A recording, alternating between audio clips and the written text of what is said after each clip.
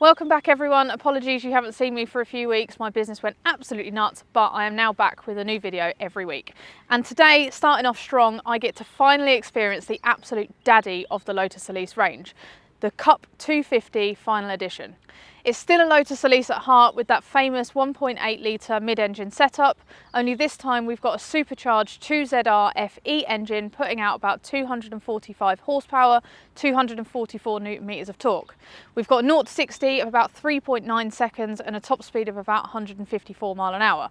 Lotus is all about lightweight fun, and this car really does not disappoint, weighing in at 930 kilos, which puts it at about 260 brake horsepower per tonne. Now, 260 brake horsepower doesn't sound like a lot when you've got standard car manufacturers pumping out cars of around 500 horsepower and 0 to 60s in less than 3.5 seconds. But when you're absolutely killing everything on a track or a twisty road, 260 horsepower is more than enough. Lotus is also all about handling, and this car comes with extra downforce from the front splitter, rear wing, rear diffuser and the extended side skirts. This particular car is also dripping with carbon, which has been added by the owner, from the front access panel, boot lid, transom panel and roll hoop cover. It also does have a carbon roof, but I opted for the ragtop today because the weather is looking to be absolutely gorgeous. I personally think this spec is absolutely perfect with the isotope green paint and the red Alcantara interior, which you'll see more of shortly. Now, how do you tell me that a car is built for the racetrack without telling me that a car is built for the racetrack? It comes as standard from factory on Yokohama AO52 semi-slicks, which is what I run on my Time Attack Exige. It's also the control tyre for the whole season this year, and they're bloody good, and I pay very handsomely for them. Okay, boot space. Standard Lotus, not very big, can't fit much in it, maybe an overnight bag, maybe half a shopping bag, but the bit that I do want to point out is this gorgeous engine cover that's been added by the owner. I want one, I need it now. Right, my cameraman's going to close that for me because I can't reach, but let's stop chatting and take it for a drive.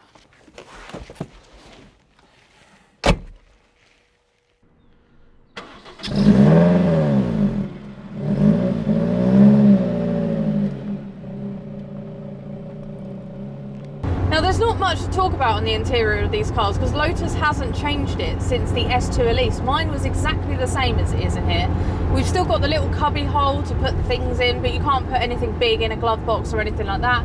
You've then got the dials for the aircon and the heat, and then you've also got a very, very simple steering wheel, just like all the other cars, although this one has an Alcantara detailing, which is really, really nice. Mine's leather, but I feel like this just feels a bit more sturdy. It's a really nice steering wheel. The S3 Elises also have cruise control and start-stop button, much like the Exige. We've also, very similarly to my Exige, got a digital dash.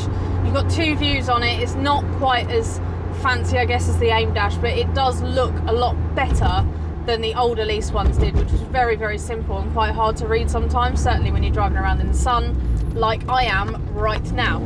The owner of this car has upgraded their radio, which I didn't actually know you could do, but it's taken it from the single kind of whatever they're putting in them now. I think mine's a Sony, I can't remember. But you plug it into the single radio slot and it turns it into a proper screen, and you can have things like Apple CarPlay and Alexa if you ever feel like having Alexa in your car. The 250 Cup also has the exposed gear linkage like the Exige does, and this red Alcantara and black leather interior is just absolutely to die for, in my opinion. I absolutely love it. The whole spec on this car is just gorgeous.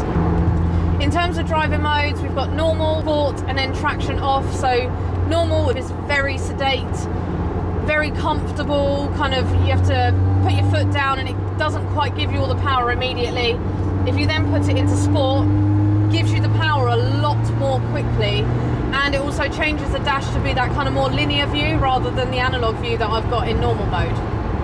Then obviously if you turn traction off, it turns the traction off. Now until I get it on a track, I wouldn't know whether it turns it off fully, because my Exige, when I turn it off, or when I turn it off, it still steps in sometimes, which is really annoying.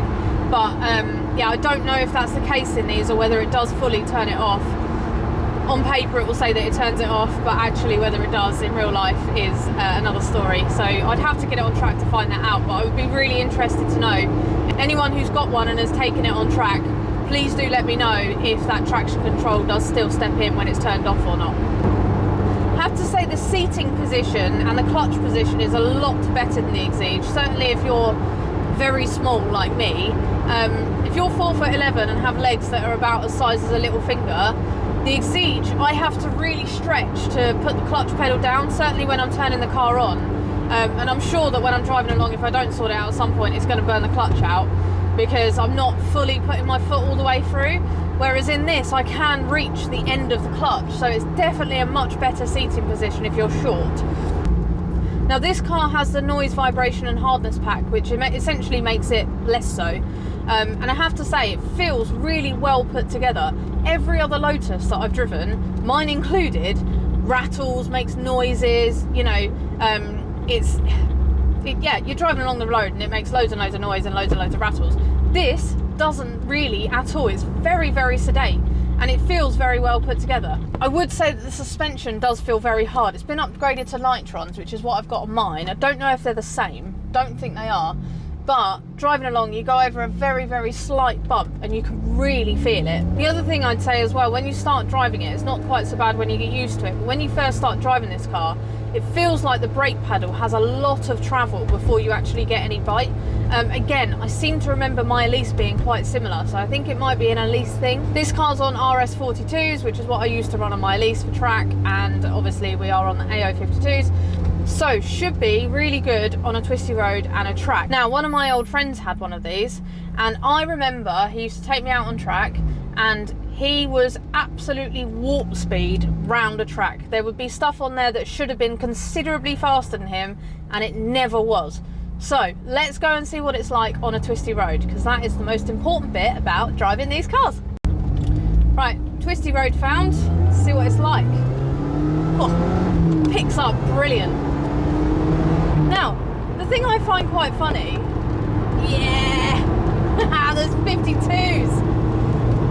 Now, what I find quite funny is when you're driving relatively slowly, it's a lot easier to drive than the Exige. Sometimes I think that it's not going to handle as well as the Exige, and I don't know if it does. You know, it is a slower car, but it's really nice because it's quite light and easy to drive. And then once you go round corners, it just hankers down and takes you round, and again you can pretty much go round it as fast as you want. Honestly, Lotus do the best bloody handling cars ever. I'm sorry, they really do. Alright, I'll caveat that with the best handling road cars, but they do. For the money, you will not find something that handles as well as this, that isn't specifically built for track. What I'd say about the power delivery is it's quite VTEC-y. So when you first put your foot down, it goes in, I'm in sport mode at the minute, it does really, really put it down, but it hits about 4,000 revs and then it just feels like absolute warp speed. It's great. Now, one thing I will say about my little hoon back there is that in normal mode, so I went over there a couple of times in normal mode, and the traction control kicks in really, really quickly, and I don't know if it's a thing with these or whether it's maybe something on this particular car that needs looking at, but it was, you know, I'm going around corners kind of pushing on a little bit and it's just really, really kicking in really, really quickly, and it was kind of unsettling. You know, it's obviously trying to keep the car straight, but it shouldn't be kicking in that quickly. So I put it into sport and it is much, much better, and I'd imagine actually it would be much, much better with traction off completely, but obviously I'm not going to turn the traction off completely, someone else's car on the road. I would on a track, not on the road. But yeah, if anyone else has got one and you're watching this, please do let me know if you have the same thing in your cars, because as I say, it was quite unsettling. Fun factor, gonna go with an 8.5 methinks.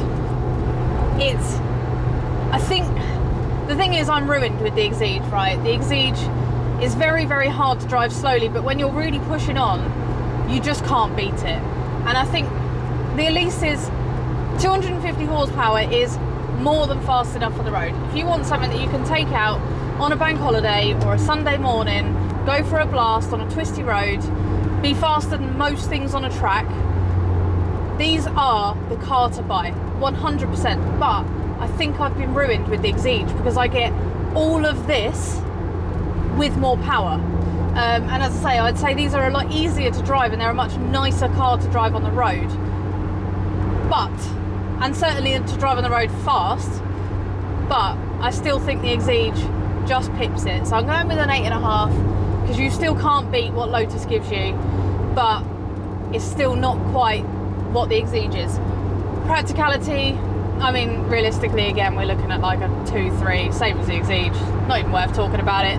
Got a teeny tiny boot, you can't put anything anywhere. You can have a passenger or your roof off. It's like Lotus things, but you don't buy a Lotus because you want a nice big boot and somewhere to put all your 10 kids. So again, not really worth talking about. Would I have one?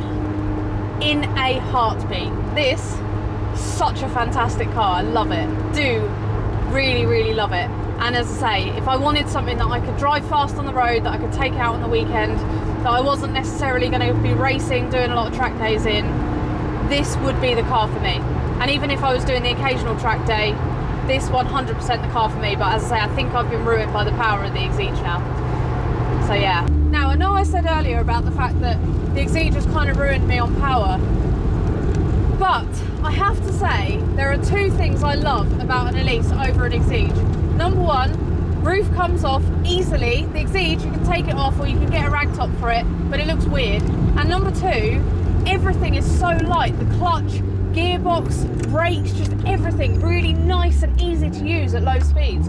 Whereas mine is horrible at slow speeds. It's only when you start really pushing on that it becomes a nice car to drive. I am so happy right now. Got the roof off. I'm in a Lotus. Been bombing about some twisty roads. And the noise. I hope you can hear the noise of that exhaust behind me. Heel and toe position's perfect as always. Oh, just honestly, you can't beat a Lotus. I will fight anyone to the death who tells me that for the money there is anything better than a Lotus on a nice sunny day, a weekend, quiet roads. It's perfection. Perfection, people. Go and buy yourselves a Lotus if you enjoy driving. It's the one bit of advice that I can give you. Enjoy your life, go and buy a Lotus. Thanks for watching. If you enjoyed this video, don't forget to hit the like button, subscribe and turn on your notifications. As I mentioned previously, I've got some really exciting stuff coming up this year, including I'm doing a full season of Time Attack in my Lotus Exige 410, as is my partner in his ex-production touring car Astra, which is very, very fast. Very, very cool. So if you wanted to follow him as well, do go to VXR Track Addict and the link is in the description below. Otherwise, I will see you next week.